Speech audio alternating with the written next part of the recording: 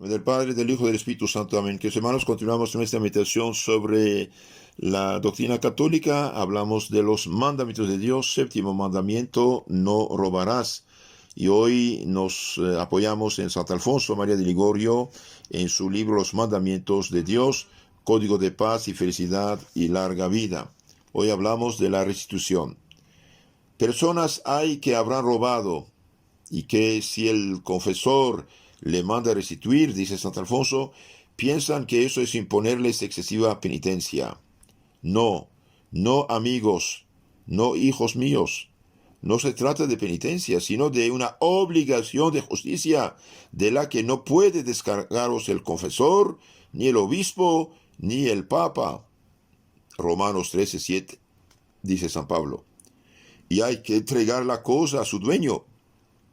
Si aquella ya no existe, se deberá entregar el precio de la misma. Si el dueño ya murió, la restitución se hará a sus sucesores herederos. Si nada se sabe del dueño, ni de los herederos tampoco, entonces se restituirá repartiendo el precio entre los pobres o encargando misas para el alma del dueño. Entonces, cuando uno tiene que restituir, en primer lugar se restituye al dueño. Si no se puede el dueño, a sus herederos.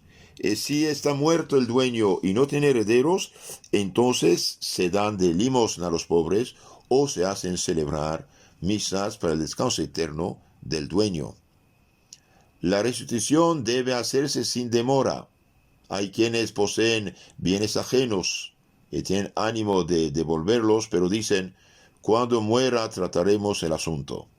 Es decir, que están dispuestos a recibir, pero cuando ya no pueden llevarse las cosas consigo.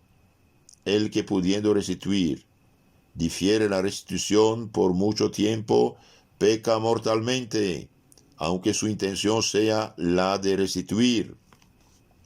Importante esto: el que pudiendo restituir no restituye, peca mortalmente, aunque sea su intención la restitución. Solamente se librará de pecado mortal si la dilación es corta, 10 o 15 días, pero no más.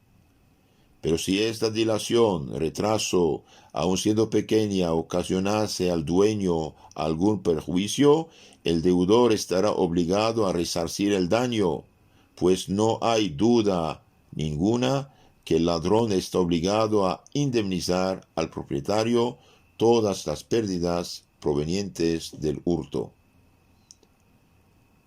Aquel que puede restituir inmediatamente y no quiere hacerlo, debe negársele la absolución. De lo contrario, se corre el riesgo de que no restituya nunca, supuesto que la restitución es siempre cosa harto dura. Un caballero guardaba consigo 100 roblas robadas, pónganle $6. Fue a confesarse. El confesor le advirtió la obligación de devolverlas y tal vez le amenazó con negar la absolución si antes no restituía. Padre, dijo el caballero, apenas llegue a casa las entregaré. Mas luego no lo hizo. Muchas otras veces repitió la misma promesa, pero sin cumplirla nunca, hasta que al fin tuvo que decirle el confesor: pues, si quiere que le absuelva, váyase ahora mismo a casa y tráigame la bolsa con el dinero. Entre tanto, no espere mi absolución. Fuese y trajo la bolsa. Ella: entregádmela, dijo el confesor. Padre, respondió el caballero, alargad la mano y tomadla vos mismo. Y así restituyó. Por donde podéis ver, hermanos míos, cuán difícil sea la restitución y cuán expuesto, por consiguiente, absolver antes de que ésta se efectúe. Y yo le aconsejo a los que tienen que restituir primero y después ir a confesarse, y así su confesión queda bien hecha. Y cosa cierta es que no puede ser perdonado por Dios quien no restituye. No puede ser perdonado por Dios quien no devuelve lo robado, no restituye. No se redime el pecado, dice San Agustín, si no restituye lo robado. No se redime el pecado, no se perdona el pecado, si no restituye lo robado. De ahí que Santo Antonio asegure, no haber otro pecado más peligroso para un alma que el de robo. Tremendo esto. No hay otro pecado más peligroso para un alma que el de robo. Y la razón que da es que los otros pecados basta arrepentirse de ellos, mientras que para el ladrón no hay perdón posible, ni aun entregándose a todas las penitencias imaginables, si pudiendo restituir, no restituye. Con otras palabras, sin restitución no hay salvación. Pobre de aquel que guarda entre sus manos lo que no es suyo. Escuchad este episodio que refieren varios autores. Un usurero, en trance de muerte, fue obligado por el confesor a restituir todo el fruto de sus latrocinios. El enfermo hizo venir a la cabecera de su cama 4 personas, a las cuales entregó el dinero junto con otros objetos mal adquiridos, con el encargo de que ellas lo restituyeran a quienes correspondía. Retiróse el confesor a su convento y, hallándose en oración, vio a un demonio deshecho en llanto, porque se le había ido de las manos el alma de aquel prestamista. Pero luego vio como otro demonio le consolaba diciendo, tonto, ¿por qué lloras? ¿No ves que si has perdido un alma, has ganado 4? Ocúpate un poquito de aquellos 4 individuos que recibieron el encargo del dinero y verás que fácilmente son tuyos. Entonces, queridos hermanos, cuando uno recibió algo fiado o algo confiado, debe cuanto antes sacarlo de su casa, cuanto antes, para que un demonio no venga a engañar. Pobre de aquel, vuelvo a repetir, que guarda en su poder bienes robados al prójimo. Cuán difícil es que restituya y cuán fácil que se condene. ¿Pensáis que durante la vida los van a hacer más felices aquellos bienes ajenos? Ciertamente que no, pues llevarán siempre clavada en la conciencia la espina del remordimiento. Se cuenta en la vida de San Medardo que un ladrón le robó un buey. Se lo llevó consigo a la casa, pero el cencerro que traía colgado en el cuello tocaba sin tregua, aun estándose el animal sin menearse. Sobrevino la noche y, temiendo el ladrón ser descubierto, atiborró la paja del esquilón, el cual no bastante seguía sonando. ¿Qué hizo entonces? Quitárselo del cuello a la bestia y meterlo dentro de un arca, pero el cencerro no dejaba de tocar. Escondió debajo de la tierra y ni por eso logró que aquel cacharro callara.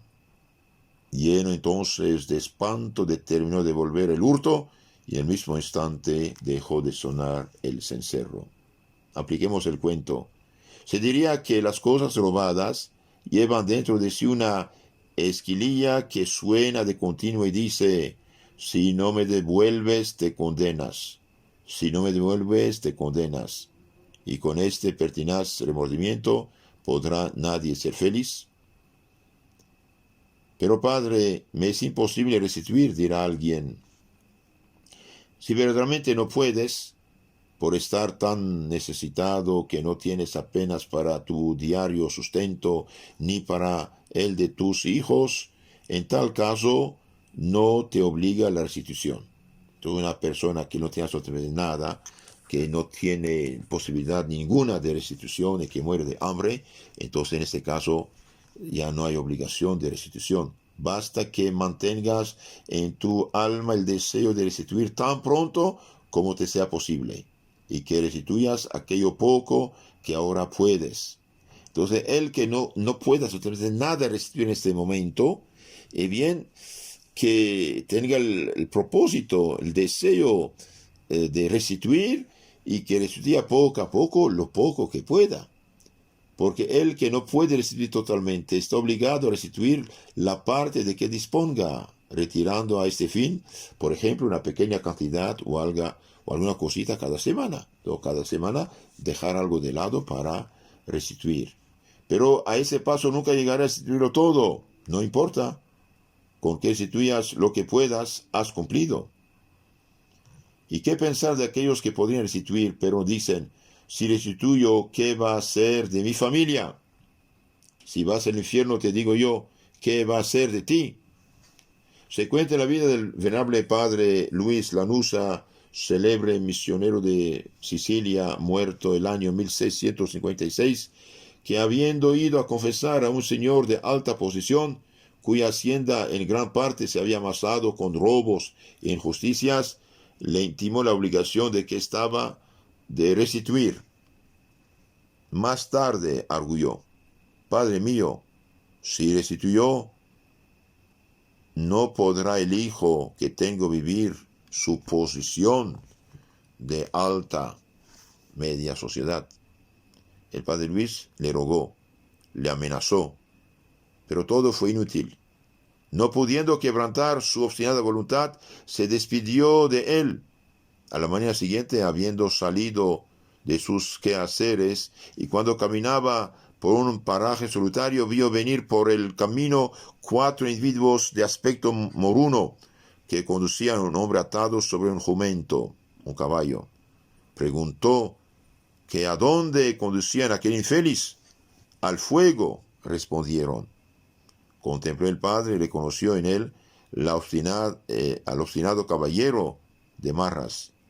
Luego, al volver al pueblo, se enteró de que pocas horas antes había muerto aquel desgraciado que no quería restituir para que su hijo no fuera privado de este patrimonio robado. Así podéis ver cómo acaban los que, por dejar mejorados a sus hijos, no quieren restituir y van al infierno. Gran locura es querer condenarse por dejar a los hijos una fortuna. Gran locura es querer condenarse, ir eternamente al infierno eterno por dejar a los hijos un dinero robado, mal habido. Si caes en el infierno, ¿irán tus hijos a sacarte de él? Claro que no, y usted será un tonto. Oíd el siguiente relato que nos hace el padre Pedro del Palude. Érase un hombre, padre de familia, el cual se resistía a la restitución ante la perspectiva de dejar a sus hijos en la pobreza. Para hacerle entender la locura que cometía, acudió al confesor a este ingenioso estratagema. Le dijo que, si quería curar de su enfermedad, bastaba que se untara el cuerpo con un poco de grasa extraída por medio del fuego de las carnes de alguno de sus hijos. Entonces aquí el padre hace como una trampita, le hace pensar: usted puede curar, pero con aceite sacado de la carne de tus hijos quemados. Pero sucedió que, de los 3 hijos que el enfermo tenía, ninguno quiso, ni aun para curar a su padre, someterse al dolor de la llama y sacar grasa de su cuerpo. El padre entonces, desengañado y arrepentido de su error, les dijo: ¿con qué no queréis vosotros sufrir un fuego tan pequeño por librarme a mí de la muerte? Y yo voy a consentir irme a las eternas llamas del infierno para que vosotros quedéis acá viviendo cómodamente. Sería un loco si lo hiciera. Y al momento dio orden de restituir todo cuanto había adquirido injustamente. ¿Y no estará, Padre mío, satisfecha la restitución dejándolo todo para misas? Otra pregunta que uno podría hacer. y yo debo restituir, pero no quiero restituir, lo quiero hacer celebrar misas de ninguna manera. Si conocido el dueño, algún confesor ignorante, gracias a Dios no los hay entre nosotros, te dijera que con encargo de misas restituías cumplidamente, sábete que, aun después de celebradas todas esas misas, te quedaría la obligación de restituir al dueño lo que es suyo. Entonces, la cosa robada debe ir a su dueño. Pero es el caso que ya tengo entregado el dinero de las misas, no importa. El dueño exige de ti que le devuelvas lo que le quitaste y le pertenece. Entonces, hermanos, cuando uno ha robado, no puede ni hacer misas, ni dar a los pobres, tiene que la cosa regresar a su dueño en primer lugar. Ahora, si el dueño está muerto, si no tiene herederos, como dijimos, en este caso sí se pueden hacer esas cosas, pero si el dueño existe, los herederos existen, y bien la cosa debe hacerse. Leí en un libro que varias veces gente tuvo que restituir, y bien daba la cosa al confesor, y el confesor la entregaba sin decir de quién era el ladrón al dueño, y le hacía firmar un papel y entregaba este papel firmado al dueño, que ya habían arreglado este asunto. Cuando no se sabe el dueño ni es posible dar con él, entonces podrá satisfacer encargando misas o haciendo limosnas por el alma del dueño. Y la verdad es que son muy contados aquellos que restituyen. Nos lo asegura la experiencia, dice Santo Alfonso. Los hurtos están a la orden del día. ¿Lo están también las restituciones? Claro que no. Bien dice el refrán que carne asada no vuelve al matadero. Refiere el Verme en su instrucción que un monje del yermo del desierto vio a una cierta ocasión a Lucifer sentado en un trono, y que ante él se presentaba un demonio recién llegado de la tierra. Le echó en cara a Lucifer que por qué se había entretenido tanto con los hombres, a lo que el demonio respondió: estuve convenciendo a un ladrón para que no restituyese. Ella ordenó entonces Lucifer a sus ministros: castigad a ese necio. Y luego, volviéndose a él, le dijo: pero tú no sabes, imbécil, que quien roba nunca restituye. Para esto, para conseguir que un ladrón no restituya, te has tomado tanto tiempo. Nada, castíguenlos inmediatamente, dice Lucifer. Satanás tenía razón. ¿Por qué? Por lo del refrán, que carne asada no vuelve al matadero. La gente que roba no quiere restituir. Por eso, cuidado, cuidado, cuidado. Cuando un niño empieza a robar, aunque sea un lápiz, aunque sea un carrito en la escuela, bien restituirla, castigarlo, hacerle todo lo feo de la cosa, para que mañana no vaya eternamente al infierno por fronteras de este mundo. Seremos ya este capítulo, dice Santo Alfonso: entre quienes se hicieron con bienes ajenos, es preciso distinguir los de buena fe y los de mala fe. En cuanto a los de buena fe, si todavía poseen la cosa ajena, deben restituirla ciertamente. Si también de buena fe la consumieron, tienen que entregar todo aquello que les quedó como ganancia, es decir, lo que se ahorraron al no comprar la cosa consumida. Pero si aún esta ganancia siempre de buena fe la hubieran gastado, entonces ya no tienen ninguna obligación. Entonces los de buena fe tienen buenos bienes ajenos, y cuando se dan cuenta que es robo, tienen que restituir, tienen que remediar. Los otros, los de mala fe, deben recibirlo todo y por añadidura indemnizar al dueño de todos los perjuicios, aun fortuitos, que le ocasionaron, y esa obligación les urge no so pena de condenación eterna. Si no quieren restituir y prefieren condenarse, en su mano está, pero se habrán de arrepentir, no solo en otra vida, sino también en la presente. Dice el profeta Zacarías que en la casa donde entran bienes robados, con ellos entra también la maldición. En las casas donde entran cosas robadas, con ellas entra también la maldición. Esta es la maldición que se derrama sobre la superficie de la tierra, caerá encima de la casa del ladrón, hasta consumir maderas y piedras. Zacarías 5, 3, 4. Por eso dice San Gregorio Nacianceno, el que injustamente posee hasta de sus propios bienes, se verá privado. Que hermanos hagan atención a lo que dice, el que injustamente tiene en su poder bienes ajenos, robados, bien será privado de sus propios bienes. Es como un cáncer destructor. Los bienes robados llevan consigo un fuego que después de destruirlos a ellos, reducen también a cenizas los bienes propios del ladrón, verificándose así la maldición del Señor. Poseamos, dice San Gregorio, los bienes de este mundo, pero sin dejarnos poseer nosotros de ellos. Hay quienes se hacen tan esclavos de las cosas terrenas que por tenerlas prefieren condenarse miserablemente.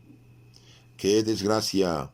¡Cuántas pobrecitas almas se van al infierno por su afán de los bienes del prójimo! Ved cómo obran los hombres sensatos que estiman su alma por encima de todos los bienes materiales que otros posean. Al morir Enrique III de Castilla, dejó a su hermano don Fernando como regente del reino durante la menor edad de su hijo y heredero, el príncipe don Juan, niño todavía de muy pocos años. Ya desde el principio de su regencia, tales muestras dio Fernando de rectitud, bondad, que el pueblo quiso, y así se lo manifestó, tenerlo a él por verdadero rey. Pero ¿qué hizo don Fernando ante las instancias de sus vasallos? Llevando en brazos a su sobrinito, se presentó al pueblo para decirle que la corona y el reino eran de aquel niño, y que por conservárselo está dispuesto a dar toda su sangre. ¡Qué acto más hermoso! Renunciar a un reino antes que ofender a Dios. Pero bien supo Dios premiar esta fidelidad, pues lo elevó al trono de Aragón, donde reinó pacíficamente, viéndose con toda su familia colmado de divinas bendiciones. Santo Agustín refiere un caso parecido de generosidad. Yendo un pobre por las calles de Milán, halló una bolsa con una cantidad de cerca de 200 liras, bastante dinero. Le dijeron que pues no se sabía su dueño, podía quedarse con aquella tranquilamente. Mas el pobre, temeroso de Dios, puso anuncios por todas partes, dando cuenta de su hallazgo. Se presentó el dueño, cuyas señas coincidieron perfectamente con las de la bolsa, en vista de lo cual el pobre se la entregó. Quiso entonces el dueño gratificárselo dándole 20 liras, que el pobre no quiso recibir. Tomad siquiera 10 o 5. Ni un céntimo, señor. Lo suyo le corresponde a usted integralmente. Pues ya que tú no quieras nada de mí, insistió el dueño, fingiendo enojo, tampoco yo quiero nada de tus manos. Tómate eso. Y le arrojó a los pies la bolsa con todo el dinero. Así por la fuerza aceptó el pobre aquella cantidad, mas no para sí, pues inmediatamente fue a repartirla entre los necesitados. Queridos hermanos, está prohibido el robo, el fraude, la usura, la rapiña. En la Biblia está dicho, no robarás, Deuteronomio 5:19, y 1 Corintios 6:10 dice, sépanlo, no se engañan, ni los ladrones, ni los avaros, ni los rapaces heredarán el reino de Dios. Esto no es juego. El que roba peca y tiene la obligación de restituir si quiere salvarse.